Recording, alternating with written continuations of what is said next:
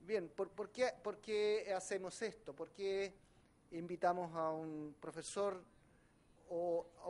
y a un consultor al mismo tiempo, que yo diría que es de talla mundial, ¿no? ¿Y por qué hacemos esto? Bueno, porque la facultad está empeñada por varias razones en abordar la problemática que tienen las empresas de nuestro país en particular, y podría ser también empresas de Latinoamérica o de otras partes, ¿no? No solamente para formar ingenieros, en este caso ingenieros en control de gestión y sistemas de información, sino también para ofrecer métodos y herramientas y servicios a lo que nosotros creemos que las empresas necesitan. Ahora, ¿qué es lo que nosotros creemos en este caso que las empresas necesitan? Bueno, nosotros creemos que las empresas necesitan darle sentido a sus esfuerzos tecnológicos y a sus esfuerzos de ingeniería de gestión que hacen, que hacen permanentemente. Darle en la práctica un contenido de negocio a las tecnologías. Nosotros creemos también que estos temas, como el que va a presentar el profesor Kirchner, están siendo y son de una importancia fundamental en las empresas públicas, en las empresas privadas, en la gran empresa, en la mediana empresa, incluso, por qué no decirlo también, en la pequeña empresa, ¿no? Son temas que no solamente son importantes ahora, sino nosotros creemos que también son cada vez más importantes. Ahora, esta facultad entonces se especializa en poder resolver este problema, ¿no? O sea, poder resolver el problema de cómo aseguramos que las inversiones en tecnología tengan realmente un buen resultado. ¿Cómo aseguramos que esto esté bien direccionado? Los recursos son escasos y los esfuerzos tienen límite, ¿no? Entonces, ¿cómo aseguramos que esto realmente esté bien direccionado? Esa es la razón por la cual nosotros hacemos esto. Más aún que en el caso mío, ¿no? Yo pertenezco a un departamento de la facultad que se llama el Departamento de Control de Gestión y Sistemas de Información. Por lo tanto, es un tema que a nosotros nos preocupa y nos interesa mucho. Esa es la razón por la cual nosotros hacemos esto. Voy a presentar al profesor Kirchner. Matías Kirchner es director ejecutivo para Business Process Management en Accenture. Él lidera la práctica, el proyecto o la iniciativa BPM Life Cycle Practice, así como el programa para el desarrollo de modelos de referencia de Accenture. Su campo de expertise especializado es establecer capacidades de BPM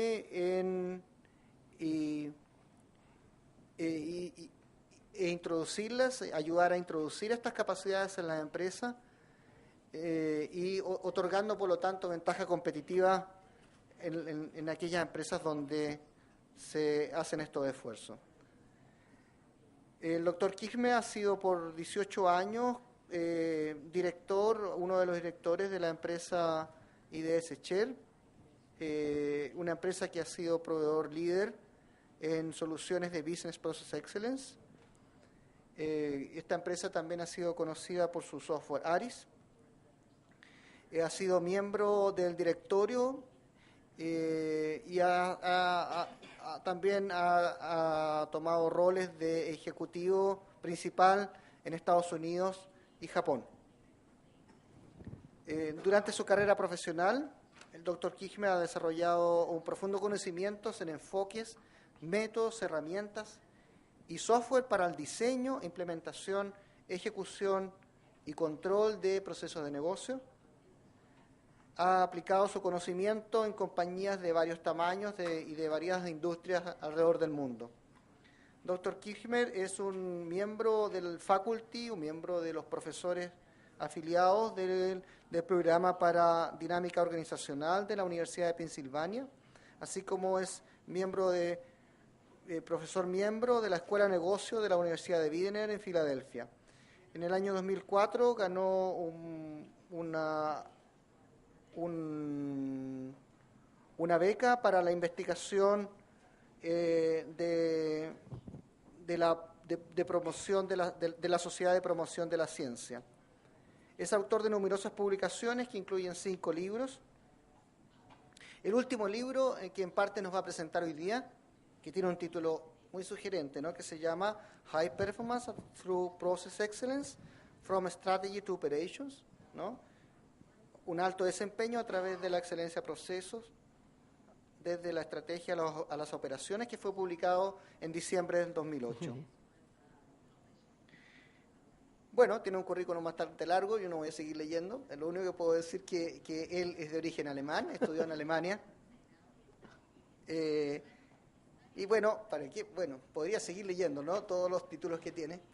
Él tiene una combinación que es bastante interesante, que él tiene un corazón académico y tiene manos de hacedor de cosas, ¿no? Entonces, que justamente esta mezcla de BPM, yo creo que necesitamos este tipo de cosas, ¿no? Por un lado, se requiere el análisis, pero también se requiere arremangarse las mangas, ¿no?, y hacer cosas, y también soñar con lo que viene, con lo que la empresa necesita, con lo que las personas necesitan. Es como una combinación y una simbiosis de muchos ámbitos de la organización. Entonces, yo creo que también, dada su formación, entiendo por qué le gustan también estos temas, ¿no? O creo entender. Bien, bienvenido. You are welcome, Dr. Kirchner. Y muchas gracias por estar aquí nuevamente, ¿no? Yeah, thank you very much, Dr. Lengner. And Dr. Lengler has forgotten one very important fact of my CV. I'm married to a Chilean. Unfortunately, she's an English teacher, so I couldn't improve my Spanish as much as I was hoping for, but I still hope that in the next year or in the following year I will come here and have that presentation in Spanish. So thank you very much for bearing with me and having to listen to that translation. When we talk here about business process management, then that is a topic that has been around for over 20 years. So you may ask, well, why do we still talk about that? Why do we talk about it today? And the big difference is that over many years, companies used tools and techniques of business process management in specific projects to improve a sales process or to implement some ERP system or to improve some customer relationship activities. But once the project was over, well, all the BPM methods and tools were put again aside. In the last 3-4 years, more and more organizations have seen that this way of working is no longer really valid for the current time, because things change so quickly. The whole business environment changes so quickly that once a process is improved, you can be sure that half a year or a year later, you have to improve it again. So it's no longer enough to have some business process management expertise for a project, but you really need to make that process management part of the overall management approach of the organization. You really have to establish process management capability. And if you do that, if you really establish such a capability in your organization, that means a department, the necessary infrastructure and all that, then it's of course important to make sure that this capability also provides the expected value, that you get results out of that. And that's why I personally like to talk about value-driven BPM, because we have to establish such an organization in a way that it really helps a company to move forward and improve. And I thought to structure here that little presentation into 3 key parts. To start with talking more about why you need such process management in your organization. Then discuss in the main part what does it take to establish such a process management capability, and in the third part I would like to show some examples how companies in real life have addressed it.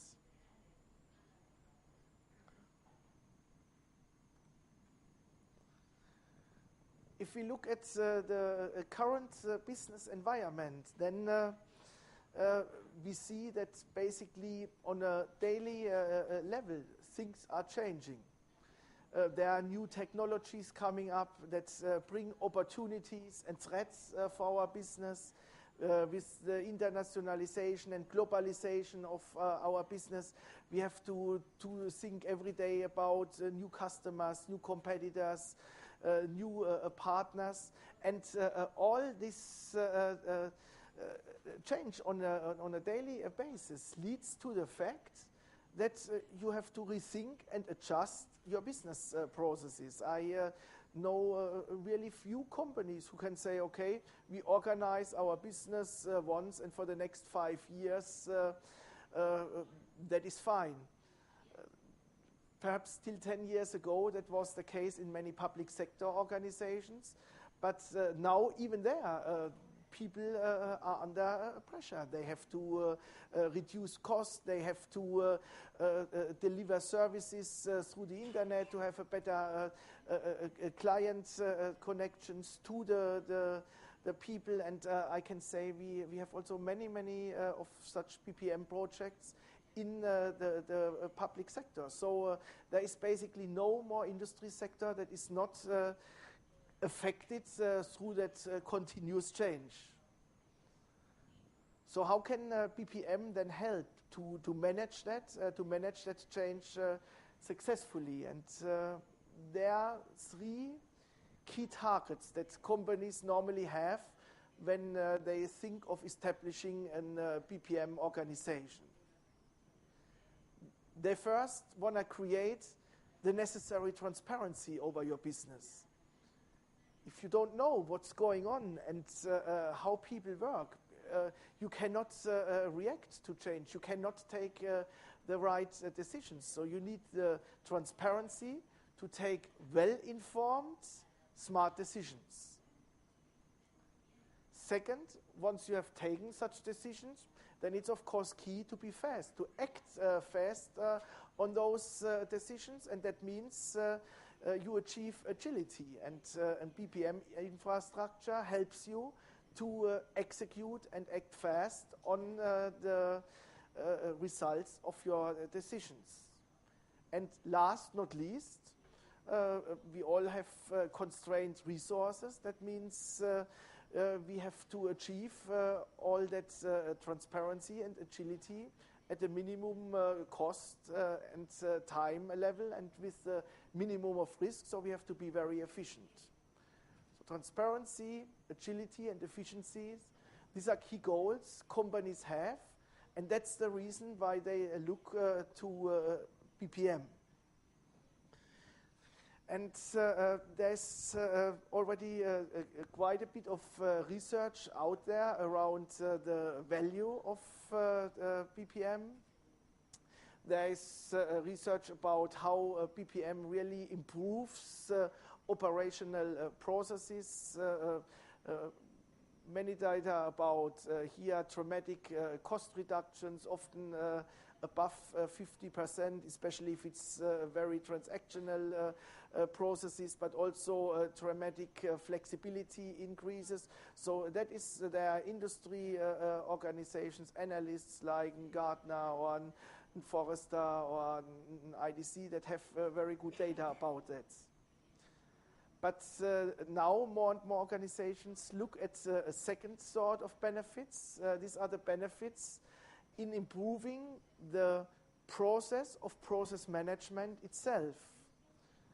And there is much less information out there, and As a matter of fact, I will launch some research initiatives in this area to get to know a bit more, but there is nevertheless some interesting data available. So has Gartner found out that in over 90% of the cases when BPM was really successful in an organization, that was the case when there was a formal process management organization, when companies had a center of excellence in place. And the interesting result is that over 60% of those organizations have even overachieved the targets they initially had. So there is a very, very good business case about BPM.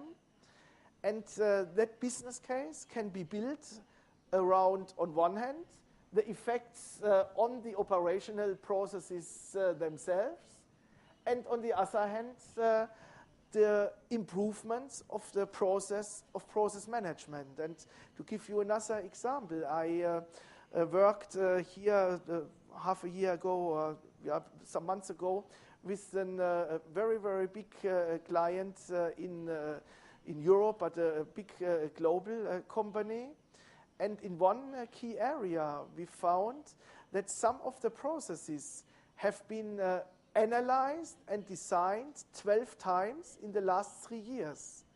They had been using 3 or 4 different modeling and drawing tools around that, more than 6 different methods. Every time trained people, every time got new external support in. They could have saved millions of dollars just by having a more systematic approach to their process of process management. And that is an area where more and more organizations really see that they have to improve, that they want to improve. And that's when I talk about establishing a process management capability. That means really designing and implement the process of process management. So, and once you have looked into those benefits, potential and really realized benefits, comes the next question, well, what do we have to do? How can I achieve that? And the basic concept to achieve that is very simple and very straightforward. What is key? That you build an organization that really handles the entire business process life cycle, from the design, the implementation, the execution, and the controlling of those processes. And that handling of the entire life cycle, that is already one key for success. And you may think, oh, but it is very normal. You design it, implement it, execute it, and then you control it. But if you look in practice, very often the design, well, is still done, but companies want to save as much time as possible there. Then everybody focuses on the implementation, best using as much technology as possible. Then, we execute somehow the processes, but I've also there seen many cases where you had hundreds of colored screens in the company and nobody really used them. So the execution is often already a problem. And there are very few organizations out there who have a systematic approach to controlling and monitoring and measuring their results of process management. So overall, I really think there are not many organizations out there today that really cover the entire life cycle. There are more and more who have that target, who move in that way, but that is still a relatively new trend. And once you have that in place, then this whole life cycle management really helps you to integrate your business strategy and to structure it in a way that you can execute using your information technology and using your people. So you can use business process management as the integrator between strategy and IT and people-based execution. And that is the targets companies are looking for, and that's what you basically have to implement in order to achieve some of the benefits we just discussed. Well, that's still relatively high level, but we can easily go a level deeper and look at what I call the process of process management. And as you can imagine, that is not just one little process. That is a whole set of processes and sub-processes that have to be connected. And we have clustered that here into major groups. Here, processes that are basically the core or the core operations of such a process management organization. That means to figure out where do we stand today and what do we really need as capabilities. Not everybody needs everything.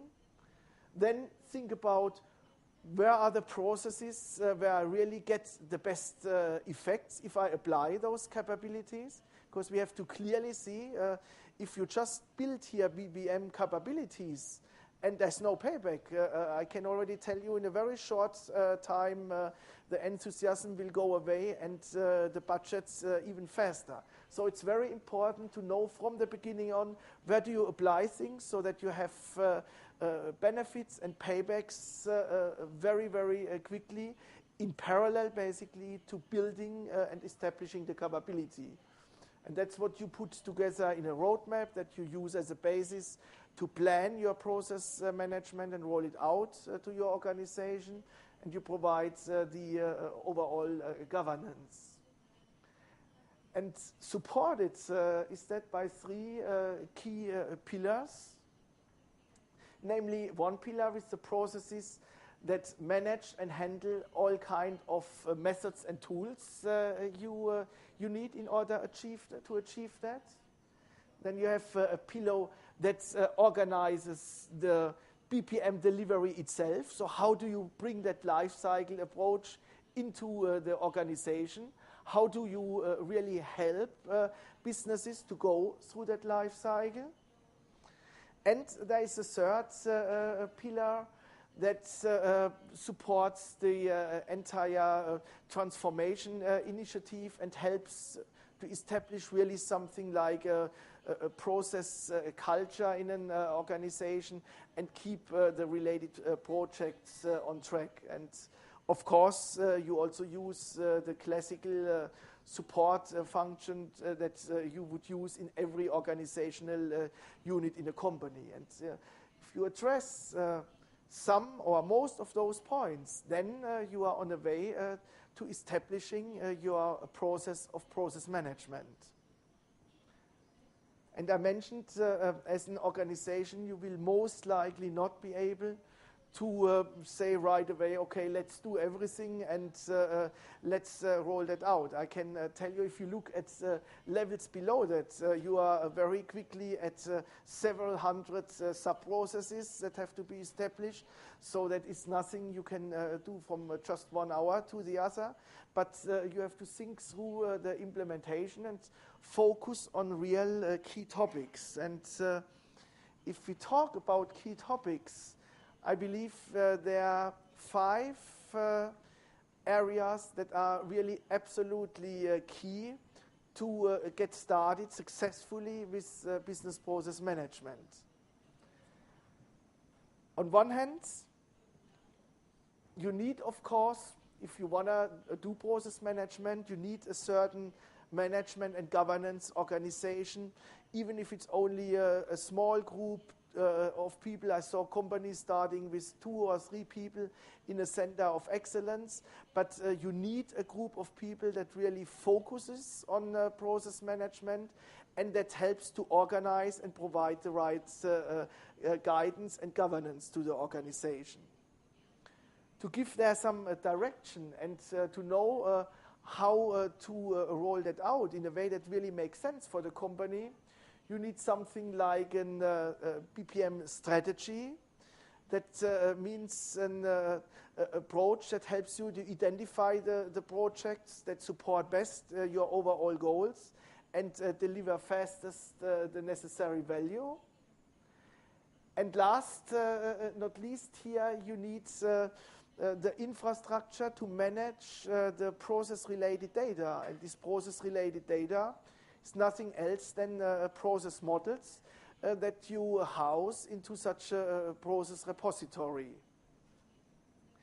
So while these are the three key areas where I really believe they have to be addressed all to establish such a process of process management, there are two additional fields that get now more and more addressed. Once, as I mentioned before, that whole topic around performance monitoring.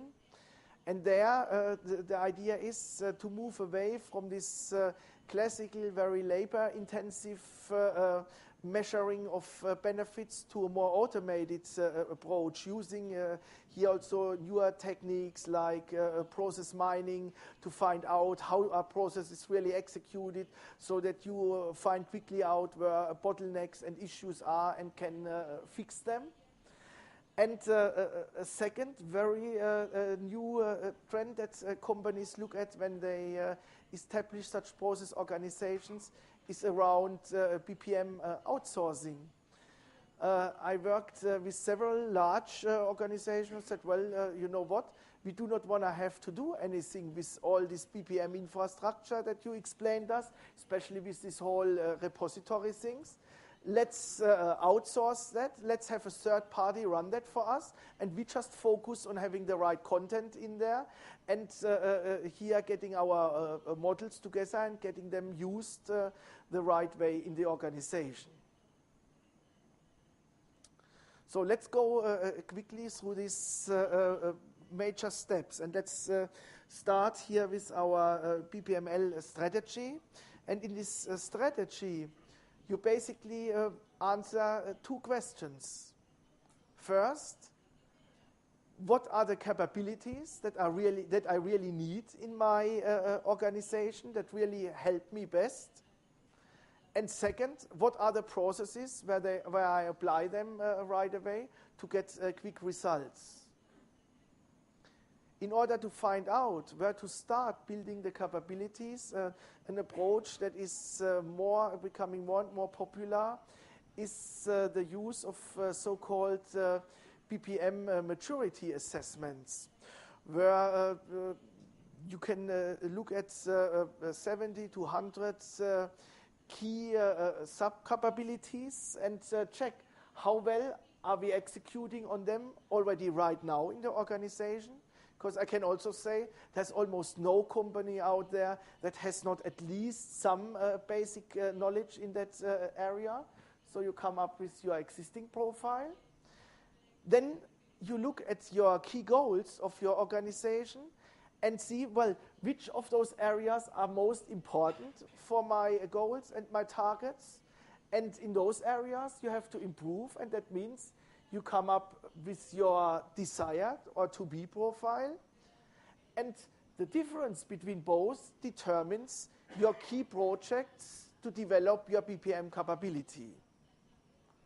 So you know now, what do I want to establish in my organization? And then you can go a step further and say, well, where are the processes that are best suited to apply that to? And that is an exercise that is not always easy. In some organizations, it's right away clear. In most of the organizations, especially larger companies, that also needs some work. And what has been there very helpful is another two-step approach to determine first which are my processes that have highest impact on my goals. And that means I have such a matrix where I can say, okay, here's a list of all my key processes, and you can get that through industry reference models or other tools. Here are my core goals, and now let's see how the impact is medium, low, or high. And based on that, you can come up with an overall impact of a business process. And of course, you would focus your first initiatives on the high impact processes. However, then it could still be that those high impact processes are already in a very good shape. So you have to go through a second check and see how mature the execution and organization of these high impact processes is. That means you compare it to industry standards regarding the people, regarding the technology, regarding the process logic. And you see if you are a basic performer, advanced, leading, or even emerging. And then you can identify those processes that have a high impact and a low current maturity. And these are the processes you would address first in your process management projects, because these are the projects where you get the most bang for the buck. So the two components, you identify what are the capabilities that I need, then what are the core processes that have a high impact and a low maturity, and then you can combine both and come up with a roadmap or a strategy for your business process management. And once you have that, you come quickly to the point, okay, now we have to make things happen. And to make things happen, you need a basic governance in place so that you can move towards such a process approach. And when I mentioned that in a former presentation, I'm always asked, well, what do you think you need to have a basic governance in place? And that is relatively simple and straightforward.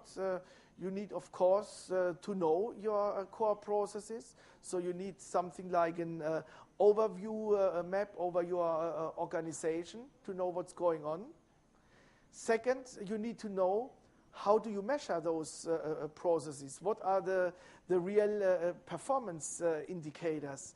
Is it now a cycle time? Is it cost? Is it both? Or is it the quality that you want to reduce defects?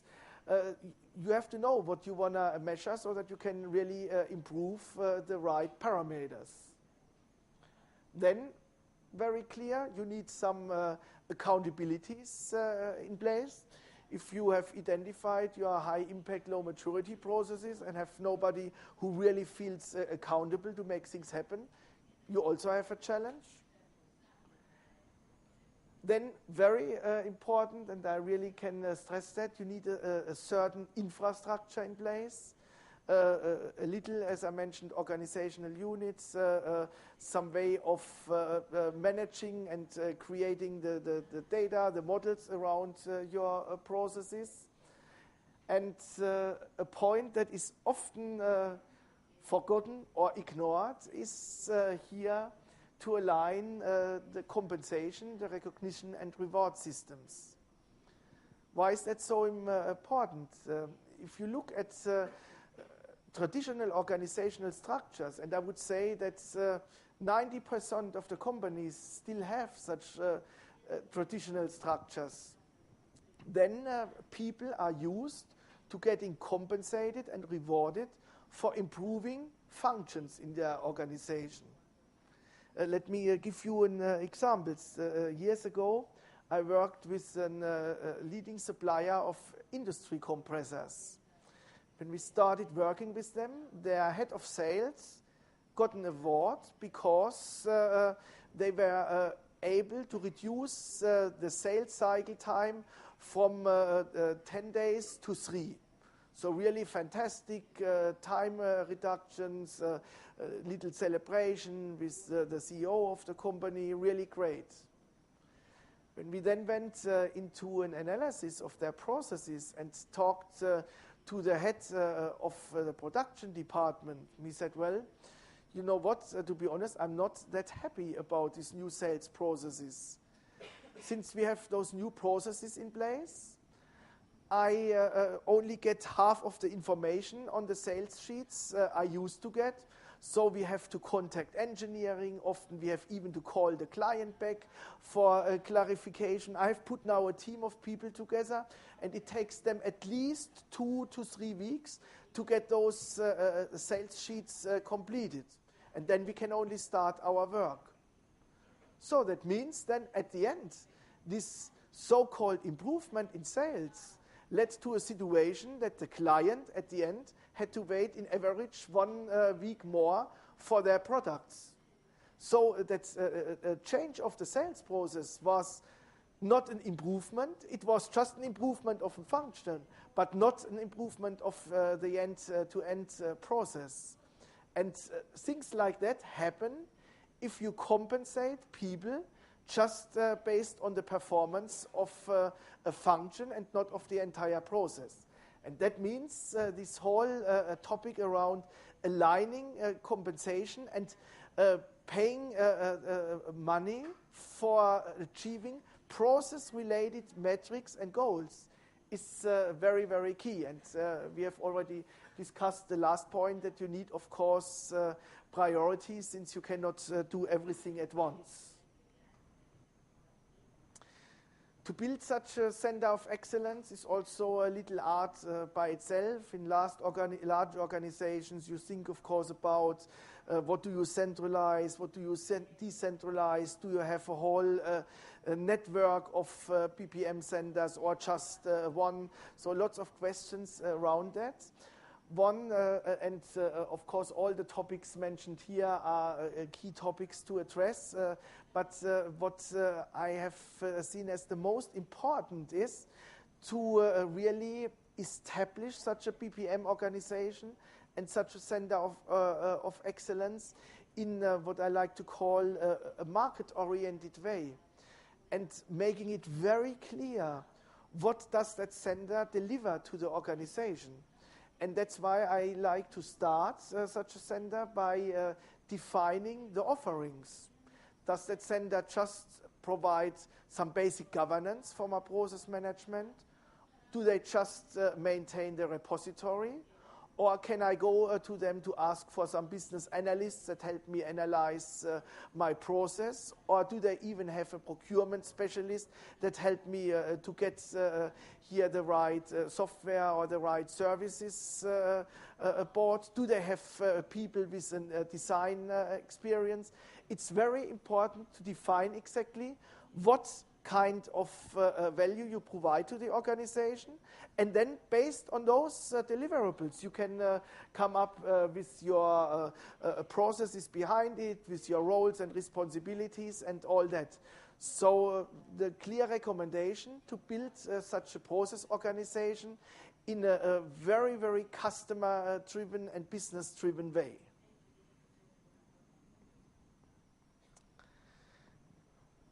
For many organizations, an entrance point into such a process management is to start developing here process models, process descriptions, and then you need, of course, a place to really store those models, and that place is a process repository. And that is a topic where I'm very, very often asked, well, we know you prefer here such specialized tools and repositories, but you know what? We have worked for years with drawing tools, with PowerPoint or Visio. We have the nicest process charts. Can we not just continue with that? And the answer is very clearly no. And because of many reasons. First, if you have more than 20 or 30 process models, it's almost impossible to keep them consistent and keep the quality up if you don't have them in such a repository environment.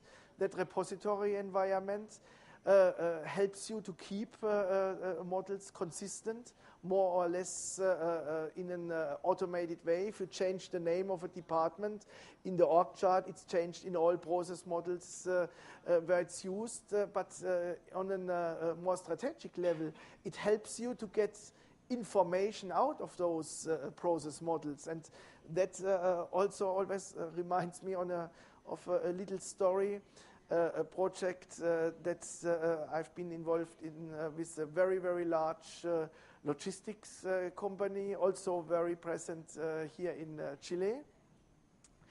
And there I had a similar talk, and then one of their vice presidents came in with 3 binders like that and put them on a table and said, well, you see, that's our process repository. Here we have everything documented, every process in there, whatever you want to know, you get it out of that. I said, okay, that's really great. I'm very pleased to see that. Could you tell me which in which processes here your sales support team is involved? He said, of course, that's no problem. I will ask my assistant to go through those processes. Tomorrow morning you have the answer. Well, then I said, okay, great. And you know, we have such a system consolidation initiative. If we retire here the sales system, can you tell me in which processes it is used so that we can talk with the right people? And then he looked at me and said, okay, I would have to ask my assistant to work on that too. And then I asked, where do we use here our new customer master data? And latest by that question, he looked at me and said, yeah, I got the message. Let's create your repository. And that is the key topic, that you have your process-related information in a format that you can really use and reuse it, that you can do analysis of those processes, that you can create process-centric job description as reports out of such a tool, that you can do simulations of processes to discover bottlenecks, so that your process models are not just drawings, but really active assets, dynamic assets that you use to manage your processes. And that's why you would use here some more specialized tools. And to create such an environment is also not that straightforward. There are lots of things to think about. The content, what do you really put in there? Just the process architecture? Do you put system architecture, system information in there so you see the interaction? Do you integrate information architecture? Do you have your goals in there so that you see how your processes impact them? Very important to think about this overall content. Think about how you represent that content, what kind of modeling approaches you use, that you get on one hand a comprehensive information for everything you need, but on the other hand keep it simple. I just talked with another consumer goods company, and they said, oh, we have a great repository and nobody uses it. Can you help us? So we worked half a day on that, and I saw they had 53 different modeling methods. It would take me 2 weeks to understand them all. And no normal business person will take that time to learn all these modeling methods. It's too complicated. You need simple, standard approaches, and that's what you think about in this format part. You have to think about what tools you use to develop the models, to publish them, and of course you need a certain governance around the tool itself, around the repository itself, to make sure that if there are process changes, new processes, updates, that they are reflected properly in that repository.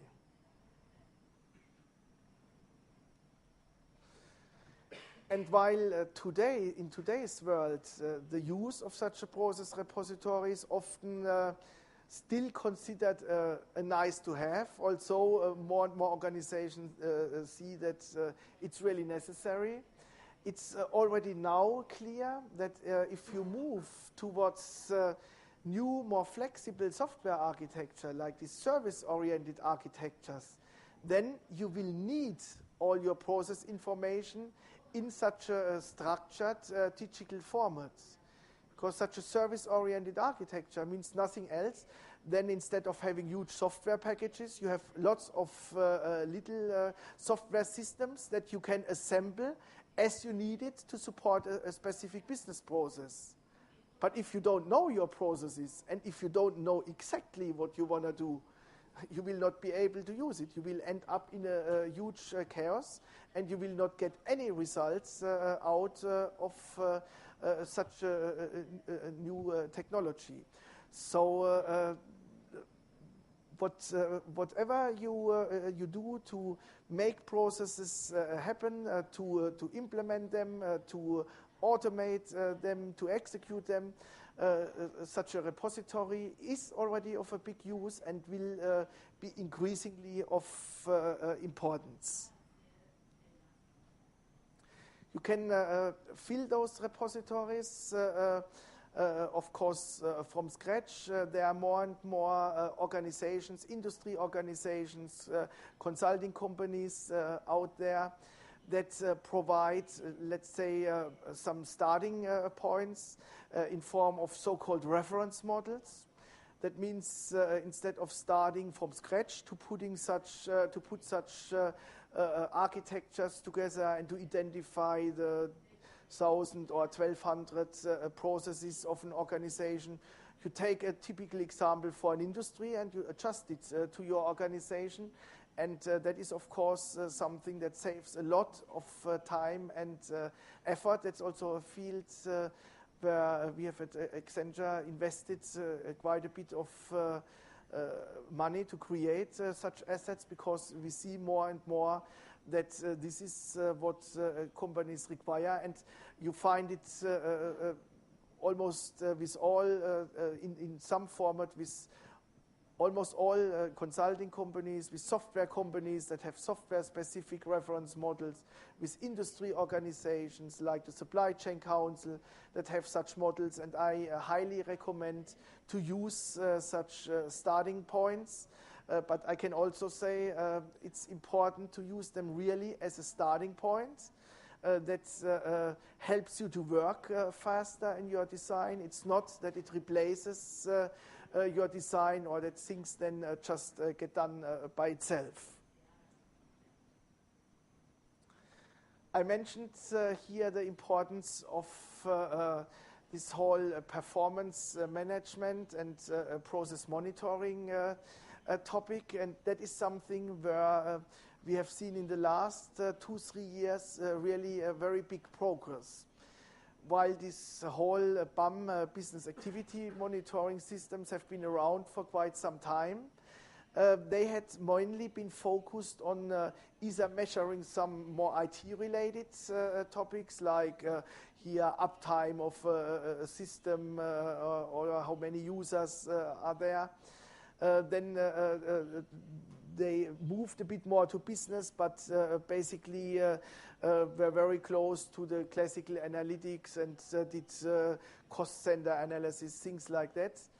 But now there are more and more such real process performance monitoring systems out there that on one hand show really process-related key performance indicators like frequencies, like cycle times, and they go even a step further, that they use techniques of so-called process mining by going through the different system logs of all the systems that are used along a process and use that information to come up with the real process instances.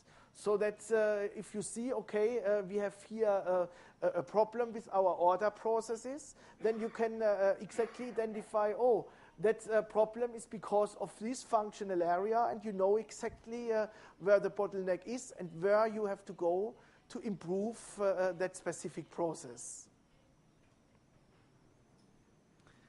And the last topic briefly to mention around this BPM outsourcing, and it's clear that if you look at such a BPM process, there is there are many parts of this process that you just need to have in your organization because it's the process of improving other processes.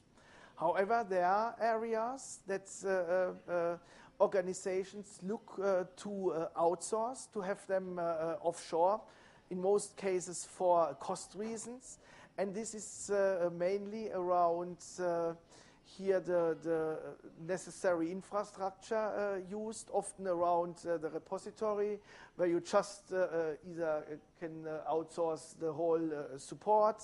So if many people use it, they get their questions answered, or the entire technology, or you can even, I just met with some companies, they want to outsource an entire center of excellence, where they have permanently here business analysts and all kind of skills available, so that they can use them to apply them wherever they need to improve their processes. So it's in any case worth, especially in large or larger organizations, to look at areas that you see value in, but that you can get done cheaper or more effectively through such an outsourcing approach. So we have seen now, on one hand, what is the value of such business process management. We got an idea what it means to implement such a structure. Now just a couple of comments what companies have really done and how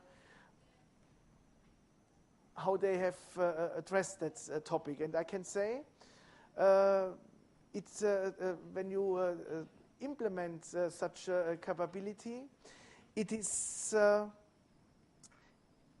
very important to always combine it with some operational project, so that you really show right away where the results come from, how you deliver value. And it's also has shown in practice, it doesn't really matter with which phase of the life cycle you start. We had very successful projects that started just with design, very successful companies that started with such a monitoring and control approach, or others that start with an implementation approach using existing design. So the phase of the life cycle doesn't really matter. Important is that the overall target is always to implement and realize that complete process life cycle. And here some examples. Very big leading high-tech company was in a situation that they won a huge frame contract, which meant that they had to upscale their engineering and production capabilities within 5 years by a factor larger than 10. So they started doing some first investments and thinking about their working processes, but then after some months nobody really felt comfortable if they do the right things. So they called first our product lifecycle management colleagues and said, what do you normally do when you have a new product and you need a lot of capacity? And they had then some first ideas, but then in the next step, here our process management group came in, and we could achieve a first very big effect just by bringing a transparency in the key processes, by starting to build such a repository and show how the processes look like. And already then we could see that some of the areas needed improvement, and they could start right away with very focused and very well-informed actions. Then we went a step further and used those models to do some simulations to show what happens with the processes we currently have if we have 10 times more orders. And there were lots of very interesting effects that we found out that in areas where they already started investing a lot, the capacity was completely okay. So it was not necessary to invest more. Whereas in other areas where everybody thought, oh, they're very smooth, no problem, there we could show that inevitably there will be bottlenecks, so they really have to do something there. So they were really able to reshift and focus all their investments, and that initiative was so successful within that one division that they then went the next step and said, okay, we want to roll that out. So we need a governance organization in place that takes care of that. So they built such a center of excellence, and then, of course, okay, now we have the governance organization, now we need our roadmap and our BPM strategy, so that now they really have a well-working process management organization in place. And a second real interesting case, and I would say, by my opinion, really in the meantime, one of the leading process-oriented companies and really well thought through BPM organizations in a very big international oil and gas company, and it's not BP. They started that journey with a very simple operational topic, that they had done some major acquisition, and they said, okay, there are so many processes where we know they are now done in different ways in the two companies that we have to merge.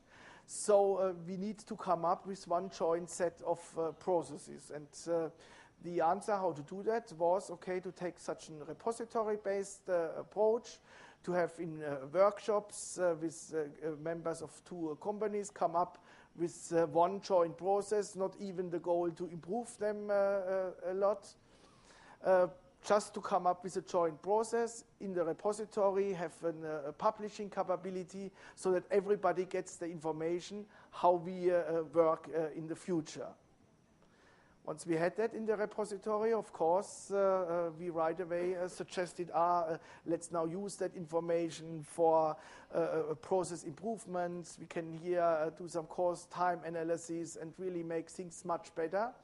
But then, surprisingly enough, there was not a lot of interest in that. And then I really didn't know what to do, so I asked here the CIO in that time, well, why are you not interested in that cost? What do you want to do with those processes? And then he looked at me and said, well, we currently make so much money with our oil. It's not worth to discuss if we can save a couple of dollars here or there. My concern is, or our concern is a very different one. If we don't have our safety and compliance processes in place and can really show and ensure that we do all that, then we are in trouble. If one accident on one of our oil rigs happens, that can bring the whole company in jeopardy. So then we thought about, well, how can we support that through BPM? And we then started using that repository infrastructure, combining it with some simple workflow system to really enforce and drive these safety and compliance processes into the entire organization, so that we could make sure in a role-based way that everybody really gets all the information about the necessary procedures to follow, that they have some feedback components. So they used BPM then to roll out here an approach for safety and compliance. And then, again, the same journey. Okay, now we need to keep the models up to date, so we need a process organization, founded a center of excellence, and then put their strategy in place. And interesting enough, all of those organizations first did operational things to get results, and then they put the whole here organization and strategy and things in place. And that, I think, is really a good way. And I could now talk another hour about different examples, companies who use BPM for successful business-driven ERP implementations, especially in the SAP environment, where it's very interesting to combine such a repository approach with SAP Solution Manager so that you guide the whole configuration of that system, make it process-oriented, or to use BPM to support system consolidations by checking where can you standardize processes and then also standardize and harmonize the underlying system. So there are lots and lots of different ways how BPM can support operational initiatives, but unfortunately we are already slightly over time. So I will finish here. If you need to know more, as Dr. Lengle already mentioned, feel free to check out here my latest book or some of the ones before, or if you have specific questions, feel also free to email me. I'm always glad to hear about comments, about questions, and would be very, very interested in staying in touch with you. Thank you very much for your attention, and I think we have a couple of minutes for questions. Thank you very much.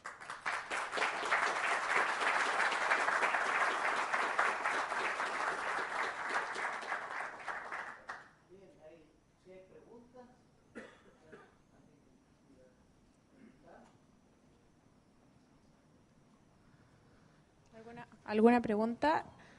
Los que preguntan tienen que dar tiempo para la traducción, por favor.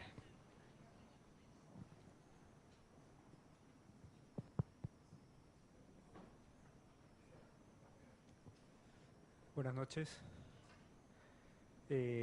Quería saber, en su experiencia, cómo abordaron el tema de la gestión del cambio en medio de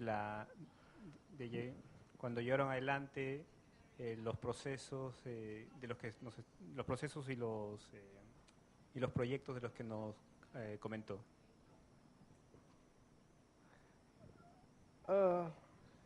Can you? I'm not sure if I exactly get the question. Could you? La administración, la gestión del cambio, ¿cómo cómo enfrentaron, por ejemplo, cuando cambiaron o se dieron cuenta y estructuraron los procesos? ¿Cómo llevaron adelante que la gente, por ejemplo, aprendiera esa estandarización? Si llevaron adelante una nueva forma de hacer las cosas, ¿cómo evitaron la resistencia al cambio? Okay, yeah. Now I understand. Very interesting and very important question. And I can say this morning I currently also teach a class here at the university, and we just had a session about people change management as a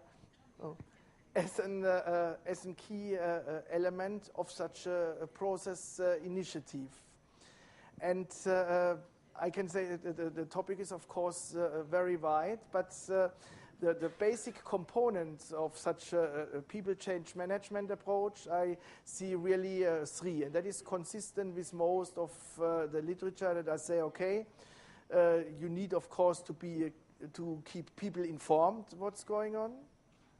And you don't only need to keep them informed, you need to listen to them, to get feedback. That means to communicate. And once you come up after that communication with maybe optimized and good solution, then you need to put the right training in place so that people are really able to work in that new way. So that's a combination of information, communication, and training is, by my opinion, really key for that whole people side. But then, of course, if you look at the next layer, there are lots of detailed aspects around that. For example, you have to structure and classify the people that are really concerned by that change. Management may be affected very, very differently than the people on the fields. If you are in a global company, we just discussed here cases from Japan where companies, where people see the company really as a part of the family. So you have to be very, very careful in change and how you communicate and talk to them compared to, let's say, an environment like the US, where many people are used to an almost daily change, and it's just a question of here communicating clearly. So you need your target audiences. You have to think about who communicates, which ways. You have to know, of course, your business, your company. Are people used to change, or are they very surprised? Is that something they never went through? So there are lots of guidelines about how to organize this information, communication, and training. On the training side, one additional comment and mistake that there's often done, that people, when they train tools. They train how to use the software, how to hit the buttons. And that is something I think is less and less necessary, because many of those software systems have very good online helps. People are more and more used to work with such systems. So in the training, a key part is often that you really explain the business processes, so that people understand how they fit into an overall process. So when they work towards specific metrics, that they understand why they work towards those metrics, and that they learn in the training not how to use the tool, but that they learn how to execute a process by applying some tools and some help. But all in all, we discussed this morning about a couple of hours, it's very key to have a clear plan and strategy around this information, communication, and training in place. Does that answer your question? ¿Aló?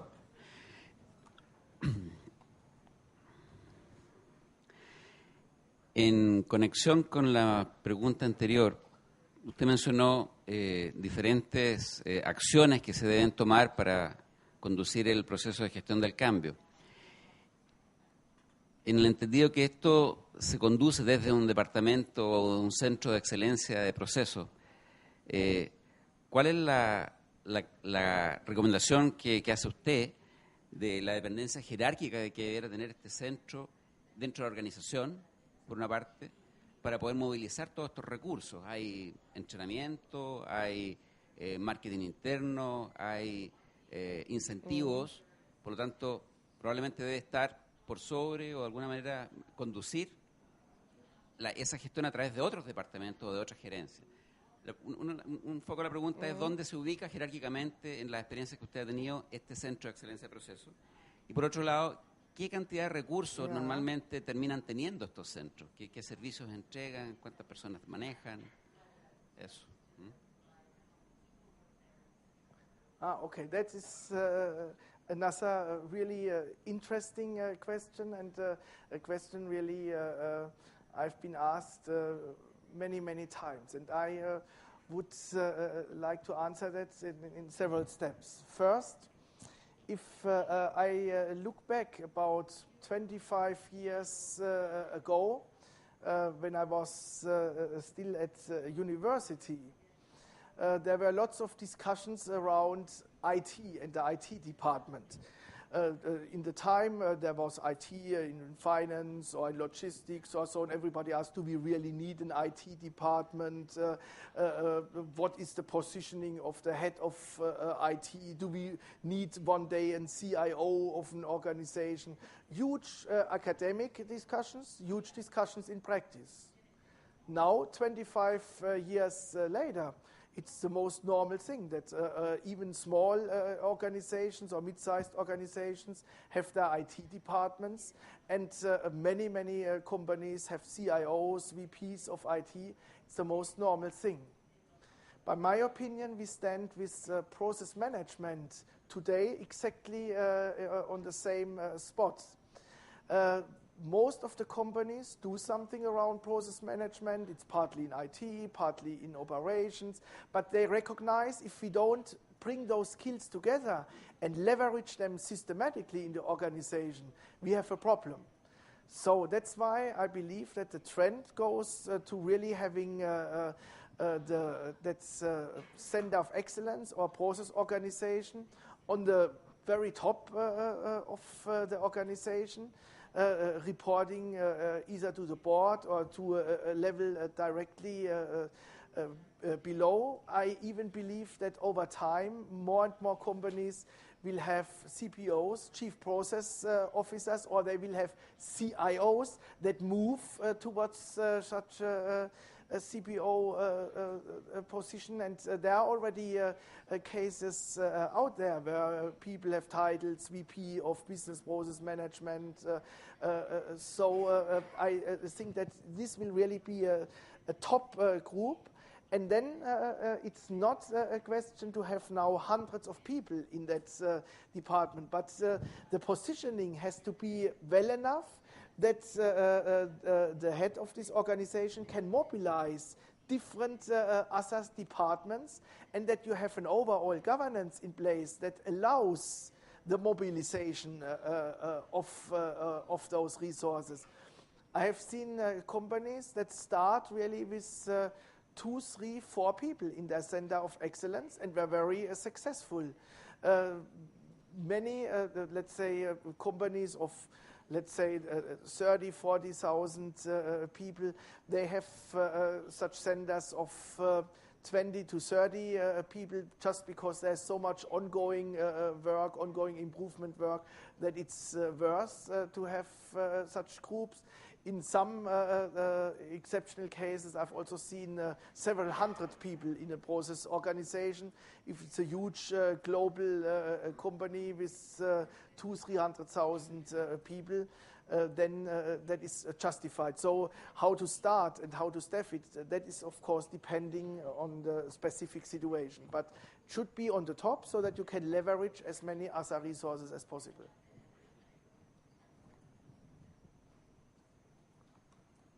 Buenas noches. ¿Aló? ¿Sí? Buenas noches. Quisiera hacer una consulta. Muchas de nuestras organizaciones funcionan aún o están ordenadas en funciones y departamentos. Digamos, son organizaciones que podríamos señalar que son tradicionales.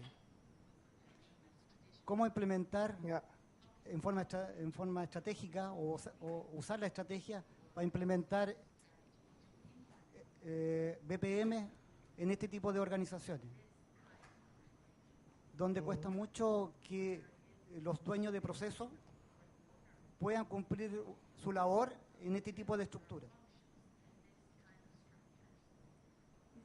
Eso, gracias. Yeah. Another very interesting and very relevant question, and I can say that by my opinion, still 90% or maybe even more of the organizations are in a more or less functional structure. They may call it a bit differently, but you everywhere have your heads of sales, your heads of production and all that. So, but I can also say that many or even most of those organizations have recognized that they have to move towards a process-oriented structure. And in a pure academic way, if I was now just a professor, I would say, okay, then you just change your organization and you have here, based on your products or whatever, divisions, and you have no more department head. You have then process owners that manage your company. But as a practitioner, I have to say that to have that switch from, especially in a big company, from a pure functional company to a completely process-oriented one. You could not manage that change. Ways too risky and ways too expensive. And that's why most of the organizations that I have seen moving successfully towards such a process-centered organization and applying here such BPM concepts, they move in a step. That means they move from the functional organization to a matrix organization. And I assume that's also what you hint to, so that you have on one hand still your functional heads, but on the other hand you have process owners that really oversee that entire process. And in that step, that is when many companies really do lots of mistakes. The first mistake is already that you say, okay, the process owners, these are then our here less experienced colleagues who can then grow in the role, and then they sit there and they're called process owners, but at the end the whole power is with the old functional heads, and that does not work. So the first recommendation would be to have the process owners really the key executives of your company, and have even combinations that a head of a functional department is also the owner of an process, so that your process owners are really respected in the organization and can get things done. Second, empower those process owners step by step to really overrule functional decisions, so that they can really act in a sense to improve the overall process. That means to improve the final result of value for the client. That is a second important point. And then third, and I mentioned that before, align your compensation systems towards such a process structure. If you then have your top people and they own a process and they own a function, but they make more money if they get their process well organized than if they get their function well organized, they will very quickly focus on the right things. And if you go then through during some time through such a structure, then you will able to do that switch.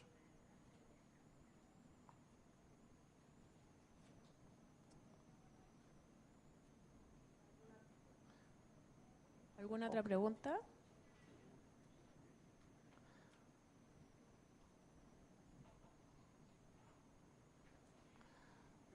Muchas veces surge la Yes. Muchas veces surge la pregunta si acaso lo que podríamos llamar la cultura tiene algún rol que jugar en la capacidad de movilizar los recursos para implementar la gestión de procesos de negocio. ¿Es muy diferente entre distintos países que tienen distintas culturas?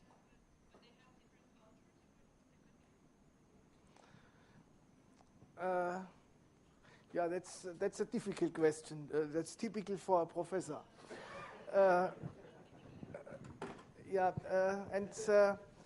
Having now worked and lived really in many different countries, I would answer that question with a clear yes.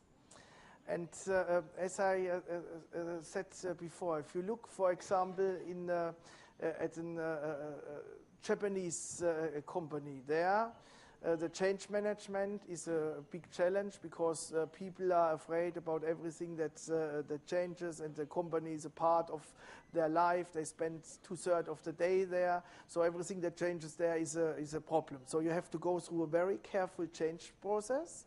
But then you benefit in a BPM approach from the Japanese orientation to the detail. So what they do once they agree to a change, they do it very well. And you benefit from the fact that they look at things a bit in a long term.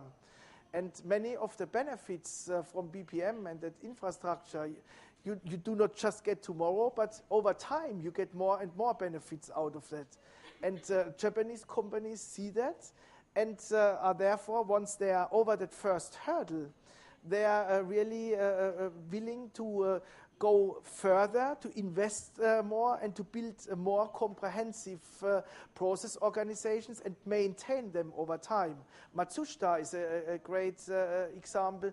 They have a huge department around process management that works very successfully. Mitsui, the trading company, a very, very successful and big process department. So it takes a bit more time, but then very comprehensive results. The other extreme is in the US. There you have the whole change management is much easier if you explain people why it's done and have some discussions. They accept that. But there you have to struggle with the fact that people, also top management, thinks in quarters, and I have heard many times from top executives that they say, well, if your approach doesn't have an effect in the current quarter, I will not do it because I'm not sure if I will still be here next quarter. And 15 years ago, when I moved to the US, I thought that's an exaggeration till I really saw that you have some discussions with somebody, and when you come to the point that everything is understood and you could move forward, then the person is already in the next company and you start again from scratch. And that's why you would there end up with simpler, straightforward organizations that you can put in place much faster, get faster short-term effects, but on the long term, not the same results that you would get in Japan. And in Europe or here in Latin America, and I've worked also quite a bit in Brazil. There, I would say, it's very similar between Europe and South America, and that is somehow in between. More flexible than in Japan, more long-term thinking, so that you can really build a nice process management and process organizations, but maybe still a bit faster than you would do that in Japan. And that is also interesting.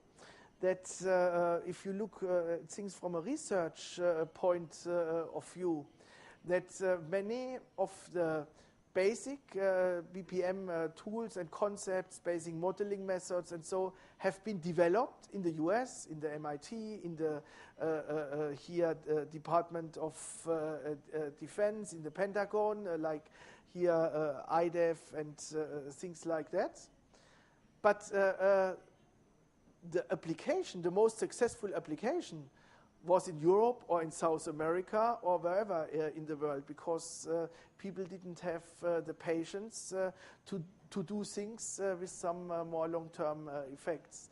So there are these differences. However, I can also say that all those trends come more and more together, because in more and more situations you're really working with global firms. That's the consumer goods company has huge subsidiaries in Asia, in Europe, in South America,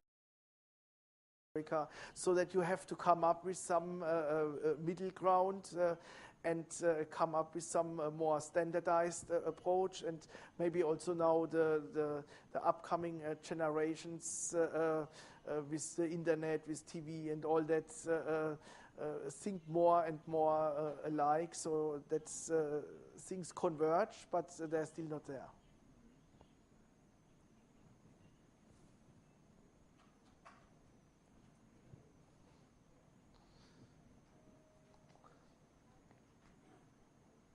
Hola, hablaba sobre... Just a second, I have to get my device. Hola, I understand. Excelente. Hablaba sobre la importancia de las organizaciones de mantener...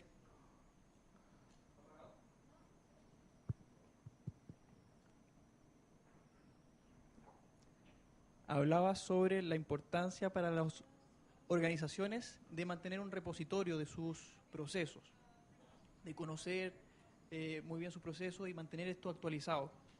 Ahora, la pregunta que me surge es, ¿con qué nivel de detalle debiesen las organizaciones mantener esta documentación?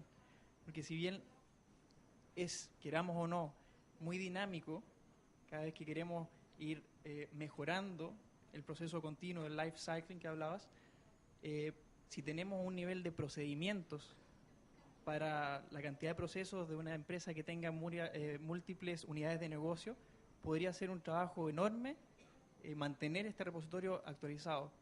Es bueno hacerlo a un alto nivel de macroprocesos, procesos hasta subprocesos, o en algunas ocasiones es necesario llegar hasta nivel de detalle. Yeah, that's another very interesting and very relevant question. And I always answer that you should determine the level of detail per process depending on what you want to do with the models. What I normally do is that I set up an overall structure so that you have some hierarchy and can search through your processes, maybe on 3, 4, or maximum 5 levels of detail. And then you develop the real process flows and the models on a project basis. And then depending on the questions you have to answer in the project, you may go further in detail or not so far. Example, if then in a project at the end you come to the conclusion, oh, we have to develop a new piece of software to support that process, then you may go very much in the detail, because you have to determine exactly the requirements, and you get really additional benefits by having those details. And you will need it later on also to maintain the software, to understand it, to teach people, and so on and so on. If in another area you have more, let's say, a creative process in your R&D department, where you just want to have some rough structure so that they keep on inventing pumps and not suddenly come up with a car, then you may have only 1 or 2 levels, very rough structure, because any more details wouldn't give you additional information. There is no really need to do that. So I would decide it on a process-to-process basis, and also based on what you really need the models for. And that may then, even over time, you may start then just on a high level, because you can answer first questions, for example, about system consolidation on a higher level. And then when in another initiative you need to improve that process, then you may have to go a level deeper, and then you develop the models then.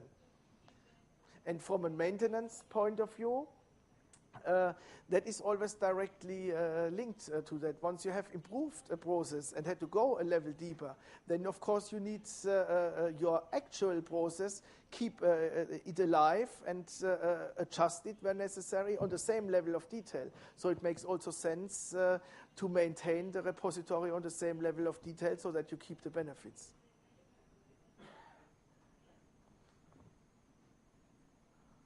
Okay. Then, well, again, thank you very much. And if you have additional questions, drop me an email. Thank you.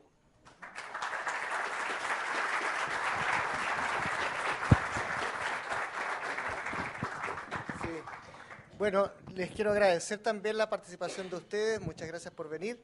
Y además le queremos, a nombre del departamento y de la facultad, le queremos dar este presente, que es una caja, ¿no? Y que la verdad que adentro no tiene nada, pero tiene una tarjeta. Tiene una tarjeta que representa a la facultad, ¿no?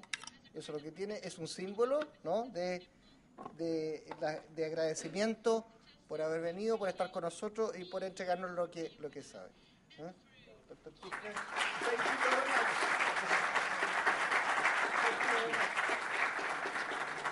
Muchas gracias, buenas noches. Les pedimos por favor entregar la encuesta a la salida. Gracias.